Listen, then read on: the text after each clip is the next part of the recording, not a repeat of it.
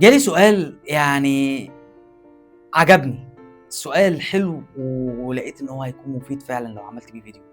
هو سؤال يعني تقني أو سؤال في جسم الكمانجة، في الكمانجة نفسها أكتر من إن هو سؤال فني، يعني هو سؤال فني للي عايز يفهم الكمانجة شغالة.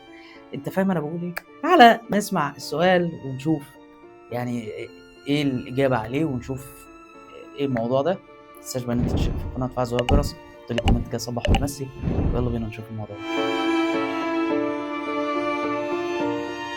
طيب هو السؤال جالي على الفيديو اللي هو بتاع كيفية تعديل فرسة الكمان للحصول على صوت احترافي، يبقى شوف الفيديو ده هيعجبك. الفيديو أنا جِبت فرسة وقعدت أنحتها وأعملها، فشوف الفيديو لو أنت يعني عشان تعمل اللي إحنا هنقوله في الإجابة على السؤال، مهم إن أنت تكون شُفت الفيديو ده. المهم إن السؤال من أستاذ صلاح بيقول: سؤال لحضرتك، في كمانجات بتكون الفرسة بعد ما تضبّطها بتبقى عالية أوي، بسبب إن المسافة بين الرقبة وصدر الكمانجة عالية أوي، فطبيعي تكون الفرسة عالية. فهل الكمانجة دي بتبقى حلوة والّا بتكون صعبة في العزف وصوتها وِحِش؟ وهل الكمانجة اللي المسافة بين الرقبة والصدر وبتاخد فرَسة مسافتها صغيرة بتكون صوتها أفضل؟ أرجو إنك تكون فهمت المقصود من كلامي، تحياتي يا فنان. تحياتي يا أستاذ صلاح. طيب اللي أنا يعني فهمته من السؤال، أستاذ صلاح تقريبًا هو بيسأل، لو أنا فهمت غلط صلّح لي في الكومنتات، بس يعني ده اللي أنا فهمته من سؤالك.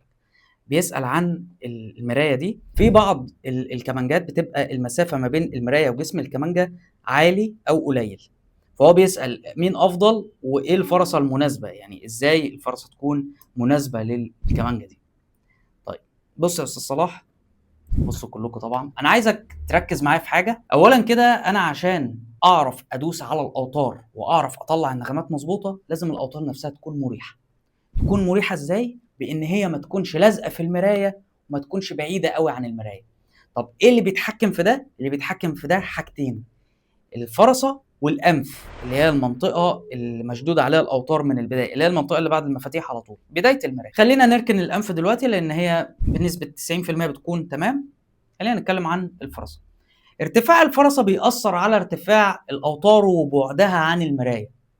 فأنت الفرصة لمّا هتوطّيها كل ما الأوتار نفسها هتقرّب من المراية، ده هيسهّل عليك لعب النغمات والضغط على الأوتار. ولكن خلّي بالك من نقطة، إن أنت ما توطّيهاش أوي، لإنّك لو وطّيتها أوي ممكن يحصل معاك مشكلة. أنت لو وطّيتها أوي، أوي بمعنى كلمة أوي، أولًا لمّا هتيجي تلعب الوتر هيصفّر معاك. هيصفّر ليه؟ لإنه هيعمل احتكاك مع المراية، وبالتالي مش هياخد حريته في إنه يطلّع الطول الموجي بتاعه، مش هياخد حريته في الحركة، وبالتالي مش هيعرف يطلّع طول موجي كويس. تقدر تقول إن المراية هتفرمله، هتكتفه. فأنت أفضل حل إن أنت تخلّيها يعني متوسطة، ما أنتاش مقرّبها أوي من المراية وفي نفس الوقت ما هياش عالية عشان ما تعانيش وأنت بتلعب على الأوتار. برضه يعني ما تقرّبهاش من المراية بافتراض إن أنت قرّبتها والقوس تمام بيسحب معاك الوتر تمام. لمّا هتيجي بعدين تلعب position، فأنت لمّا بتدوس على الوتر وهو في position رابع مثلًا، يعني لو أنا هادوس على الوتر كده، الوتر بينزل أكتر من المعتاد، بينزل عن لو بتدوس position أول. فاللي هيحصل برضه إن أنت لو المسافة قليلة أوي ما بين الوتر وما بين المراية، ده هيحصل إن الوتر هيخبّط برضه في المراية، فتلاقي نفسك وأنت بتلعب position الصوت بيطلع معاك بايظ، تلاقي الكمانجة بتصفّر منك. فتضبط ارتفاع الفرصة على أساس إن المسافة دي تكون معقولة، لا هي عنيفة على صوابعك وأنت بتدوس، ولا هي طرية بزيادة وإن الدنيا إيه، يعني إن الأوتار تبقى لازقة في المراية. طيب يبقى بالنسبة للفرصة أنت هتضبطها بحيث إن الارتفاع بتاعها زي ما باقول لك كده يخلّي الأوتار في ارتفاع متوسط، لا هو عالي أوي فتعاني وأنت بتعزف، ولا هو واطي أوي فيبوّظ لك الفرصة أصلًا، لإن خلّي بالك هي لو وطيت أوي أنت هتاخد الفرصة وترميها، تشتري واحدة تانية. بالنسبة بقى للنُص التاني من السؤال، وهو هل الكمانجات اللي المراية بتاعتها بتكون عالية دي بتكون وحشة والّا حلوة والأفضل إيه؟ المراية المفروض تبقى كده، تبقى معتدلة، لا هي عالية ولا هي واطية. ولكن خلّي بالك من حاجة، إن المرايات العالية، يعني لمّا تلاقي إن المراية عالية، أوقات كتير بيكون عيب تصنيع، خصوصًا في الكمانجات الرخيصة. يعني في كمانجات أنا شُفتها من Shark، الماركة دي ابعد عنها، أيًا كان ابعد. في أكيد ماركات تانية، أنا باتكلم في مصر، الكمانجة دي موجودة في مصر، ممكن تكون موجودة في دول تانية، وهتلاقي في كمانجات تانية على نفس المستوى، فابعد عنها. الكمانجات اللي المراية بتاعتها بتكون عالية بزيادة دي ده بيبقى عيب تصنيع، يعني مش ده الطبيعي. الطبيعي ان الكمانجه تبقى كده، ده الوضع الطبيعي للكمانجه، ان ده يبقى ارتفاع المرايه. اعلى من كده فاعرف ان في حاجه غلط، الابعاد بتاعت الكمانجه نفسها مش مظبوطه. طب لو اوطى من كده، اعرف ان الجزء ده فاكك.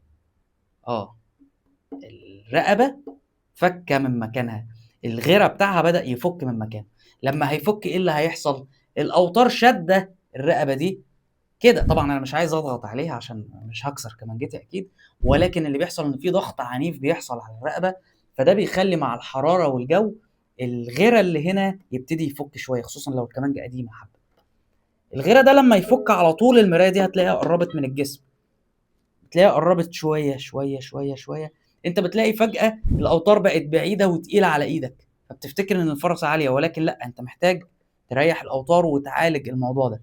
تعالجه ازاي؟ ما تعالجوش انت، هتروح توديها لحد يظبط لك موضوع الرقبه ده، لان اللي حصل زي ما بقول لك ان الغيره فك نفسه، الغيره اللي ماسك الرقبه فك. اتمنى اكون فهمت سؤالك صح يا استاذ صلاح، ولو انا فهمت حاجه غلط سيبها لي في الكومنتات، يعني صحح لي الصوره لو انا فهمت سؤالك غلط. وعموما اي حد عنده اي سؤال يا ريت تسيبه لي في الكومنتات، ما تنساش ان انت تشترك في القناه وتفعل زر الجرس. اشوفك الفيديو اللي جاي. سلام.